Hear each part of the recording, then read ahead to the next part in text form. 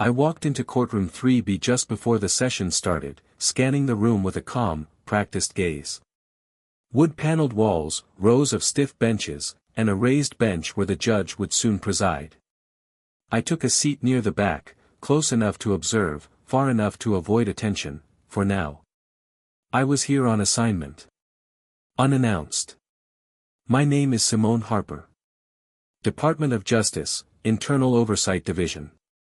This courtroom, this judge, and this case were on my radar after multiple complaints hinted at serious procedural misconduct.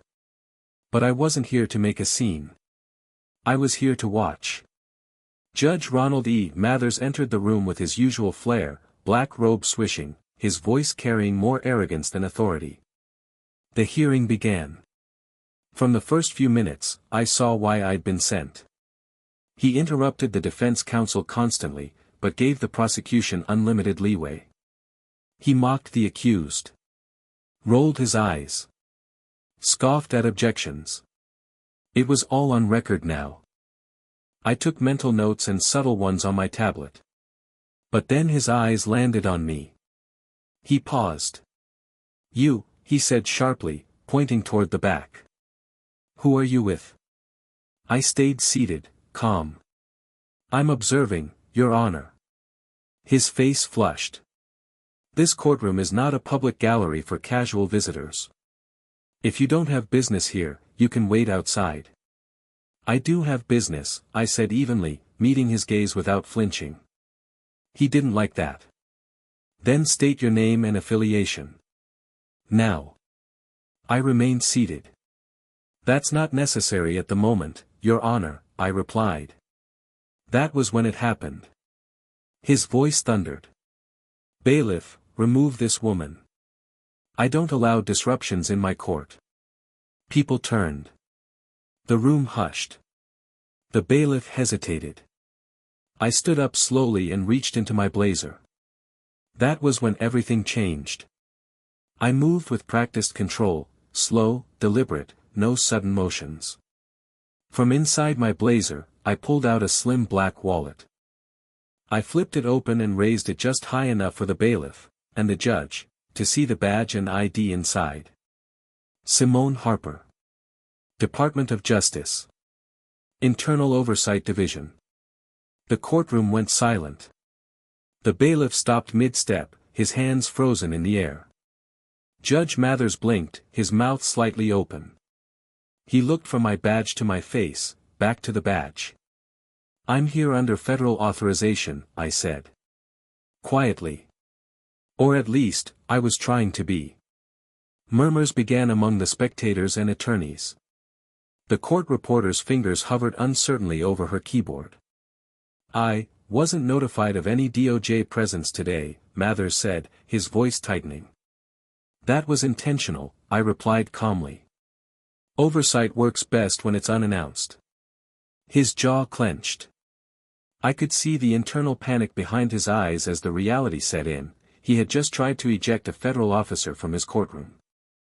I walked forward, all eyes following. "Shall we proceed with the hearing, Your Honor?" I asked, stopping short of the bench. "Or would you prefer to take a recess?" He swallowed hard. 10-minute recess, he muttered, almost choking on the words. "Court is in recess." The gavel hit the wood, but it didn't sound like authority anymore. It sounded like retreat. I stood still as the attorneys whispered to each other and the crowd began shifting. The judge disappeared behind his chamber door without making eye contact. The show was over, for now. But the real work had just begun. 10 minutes turned into 20.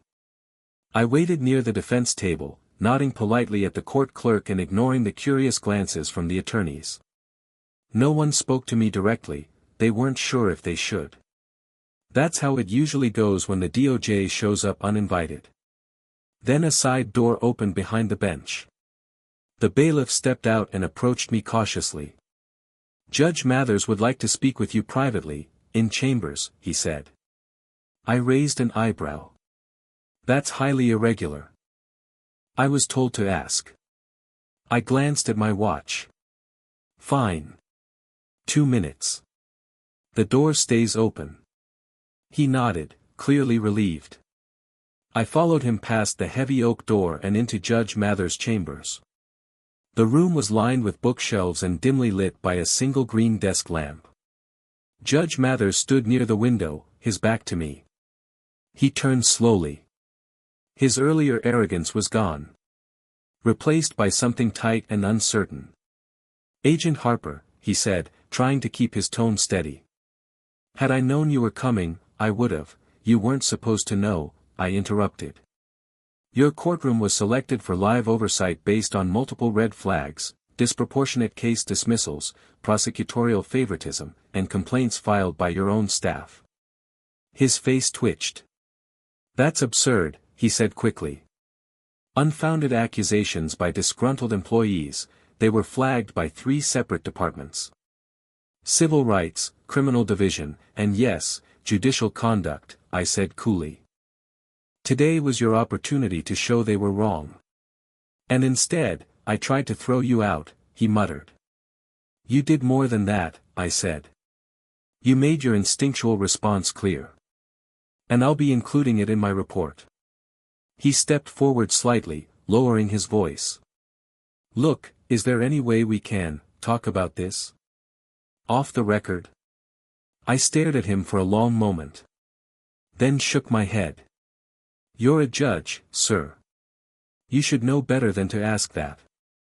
I turned to leave. Behind me, I heard him whisper, almost to himself, "This is going to destroy me." I didn't answer. I didn't need to. When I stepped back into the courtroom, the energy had shifted. The defense attorney glanced up at me with a look of cautious respect. The prosecutor avoided eye contact entirely. Observers in the gallery leaned in closer, trying to decipher what had just happened behind the scenes. The bailiff re-entered a few moments later and announced, "Court will reconvene." Judge Mathers followed behind him, but he wasn't the same man who had stormed in earlier. His shoulders were tighter. His gaze flicked nervously across the room. And when he took his seat at the bench, he didn't look down at me again. "Let's resume the matter of State versus Jenkins," he said, voice now measured, almost mechanical. I sat back down without a word. No more interruptions. No raised voices. And, notably, no more favoritism. It was as if a switch had flipped. The case proceeded uneventfully. The judge stuck to procedure. Every objection was ruled on properly. Every motion was considered fairly. I took quiet notes, not just on what was said, but on what wasn't. After court adjourned, I waited near the clerk's desk as the crowd began to disperse. A young woman with tight curls and glasses, clearly an assistant from the public defender's office, cautiously approached me. "Ma'am," she said softly, "I don't mean to intrude, but, was that really DOJ business?" I nodded. "Yes." She bit her lip, glancing toward the judge's now empty bench. "Thank you.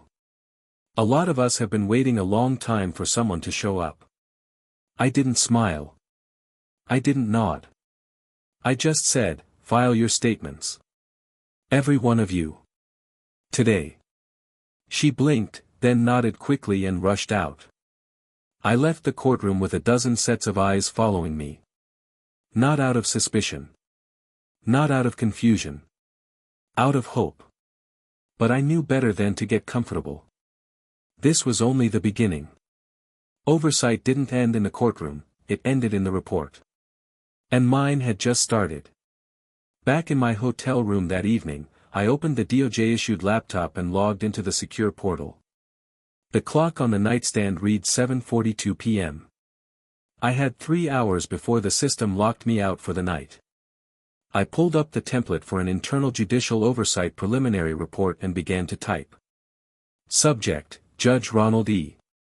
Mathers, Courtroom Observation Summary Date, today, filed by Agent Simone Harper, DOJ Internal Oversight Division 1 laid out the timeline of events with clinical precision. No embellishments. No opinions. Just facts. 10:03 a.m., entered courtroom 3B unannounced. 10:21 a.m., observed inappropriate conduct, repeated interruptions of defense, verbal tone bordering on demeaning. 10:38 a.m., subject ordered federal observer to be removed without cause. 10:39 a.m., identification disclosed. Subject visibly alarmed. 10:41 a.m., recess declared. 10:58 a.m., private conversation requested by subject. Documentation of inappropriate attempt to negotiate off-the-record understanding. 11:14 a.m. to 12 p.m., remainder of proceedings followed protocol, behavior markedly different from initial conduct. I paused, then added a line under the notes section. Note, presence of federal authority prompted immediate behavioral correction, strong indicator of prior awareness of misconduct. After saving my progress, I opened a new folder for evidence. I uploaded my audio recordings, courtroom logs, and copies of public complaints tied to Judge Mathers. There were more than I'd hoped. The last item was a secure message from my supervisor. Just 2 lines, saw the flag come through on Mathers. Good work today. Let me know if he tries to contact you directly. D. Weller. I closed the laptop and leaned back. The job wasn't glamorous. It didn't get headlines. And it never got thanks. But today, one courtroom ran the way it should, if only because someone reminded them they were being watched. Tomorrow, I'd be gone. But the echo of that moment wouldn't be. And neither would my report. By the following week, the ripple had begun. 3 attorneys from that same courthouse sent confidential statements to the DOJ. 2 clerks followed. Each one described incidents that, while different in detail, shared a familiar theme: bias, impatience, pressure to overlook errors. A culture of silence that had lingered for years. But the silence was cracking now. One morning, I received a coded alert in my DOJ inbox. It was brief: subject, secondary action authorized, Judge Ari Mathers initiate Phase 2, formal review panel recommendation. That wasn't the end of the road, it was the beginning of a much longer one. A full investigation. A panel review. Potential suspension. And in extreme cases, removal from the bench. I filed the necessary documents to trigger the next phase, attached every testimony I'd received, and included a sealed note recommending immediate supervision for Judge Mathers until the process concluded. Then I archived the case. A few days later, I was boarding a flight to my next assignment in Texas. New courthouse. New target. New shadows to observe. As I moved down the aisle of the plane, someone called out behind me. "Excuse me. Agent Harper." I turned. It was the young public defender from Courtroom 3B. She was dressed casually now, off duty, but her eyes held that same spark. "I just wanted to say," she said with a quiet, grateful smile, "we all saw what you did. You didn't have to stand your ground like that. But you did." I gave a small nod. "It's part of the job." She tilted her head. "Maybe. But not everyone does it." The plane began to board, and she turned to leave. I watched her go, then looked out the small round window at the runway stretching ahead. In a system that too often looked the other way, all it took was one moment, one decision, to remind people that accountability wasn't a myth. Not when we were watching. 3 months later, I received a final memo in my secure DOJ inbox. Subject: disciplinary action, Judge Ronald E. Mathers. Outcome: voluntary resignation accepted in lieu of formal removal. Notes: no appeal filed. Position to be filled by federal appointment. I stared at the screen in silence. There was no parade. No headlines. Just a quiet resolution tucked away in the back pages of bureaucracy. But it was done. The bench was empty now, not as a punishment, but as a necessary reset. Later that week, an internal DOJ bulletin went out to Oversight Division staff. At the bottom, in fine print, a line caught my attention: Agent Simone Harper's field conduct during the Mathers case set the standard for silent intervention and ethical persistence. Commendation submitted. I didn't smile. I didn't need to. Because out there in a courtroom I'd never return to, things had changed. Not forever, but for now. And sometimes,